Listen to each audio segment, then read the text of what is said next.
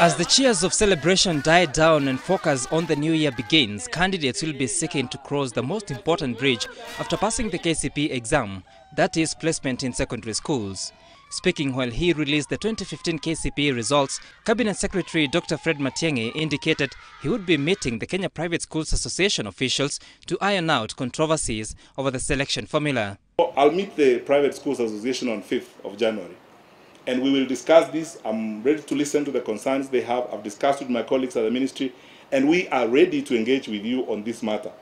According to the formula spearheaded by the then Education CS Professor Jacob Kaimenyi, all top 5 candidates, both male and female, in each sub-county will be given priority in joining any of the 103 national schools of their choice, while the rest of the positions will be allocated as per choice and performance. The national schools have a capacity of about 22,000 slots.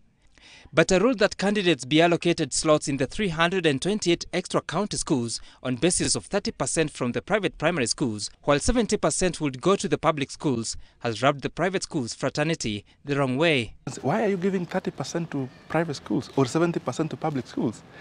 These slots should be given to the children, irrespective of where they are. We have 930,000 students who did KCPE. Because it means we are also antagonizing the children and saying that it is sinful or illegal for you to learn in a private school. And at the same time, the same government providing certification for us to run the private schools. Ministry officials say the formula aims at promoting equity and affirmative action for children in the public schools, and especially those in marginalized areas.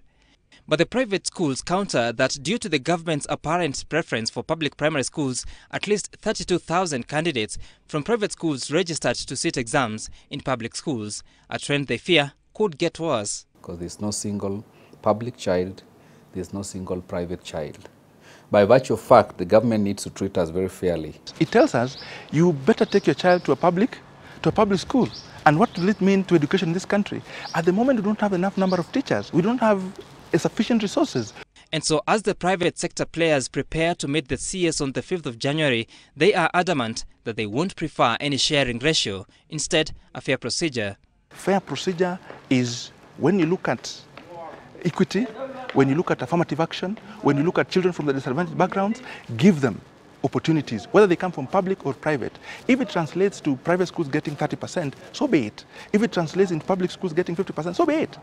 The Form 1 selection will kick off on January 21st, with Form 1 students expected to report to their respective institutions between the last week of January and the first week of February.